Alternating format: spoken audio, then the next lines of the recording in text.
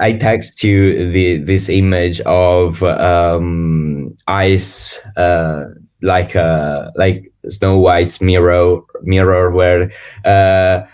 by looking at ice, you can understand a little bit what is happening around the globe, and so you already told us a little bit, but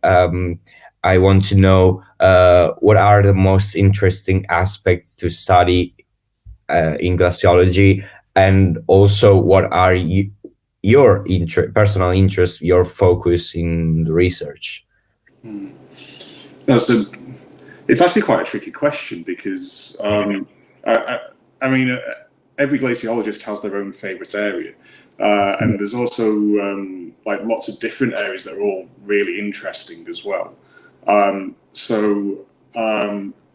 not sure what I'd say the most interesting thing is in the entirety of glaciology, because I think if I say that, then people will get annoyed with me in the field because they have their own opinion. But in terms of personal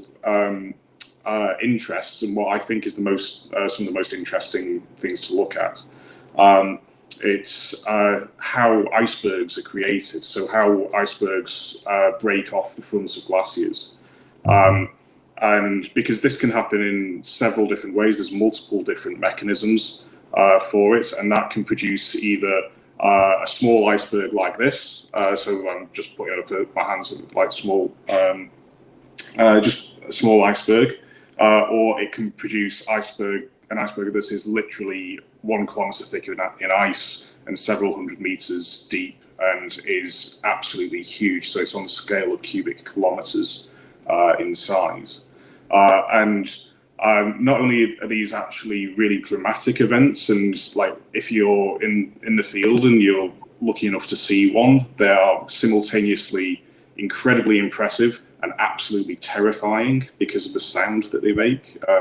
Sometimes you can even feel it through the ground, through the amount of impact that they make. But it's also a mechanism for glaciers and ice sheets to lose ice really, really quickly. So if you think about sort of the ways in which glaciers and ice sheets lose ice, that's normally through them melting from the surface, which, like, if you look at it from 1 second to the next, then it can be quite tricky for the human eye to see how much ice has melted. But if you see it from 1 second to the next, where a big chunk of ice is broken off and you've got 1 cubic kilometer of ice breaking off in a few seconds, then that's a very, very rapid way of losing ice. And it also means things like, so you get some of the biggest glaciers in places like Greenland and Antarctica,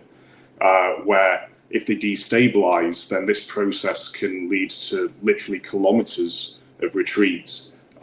within less than a year, and sometimes a couple of years, after them being stable for decades, even in some cases hundreds of years.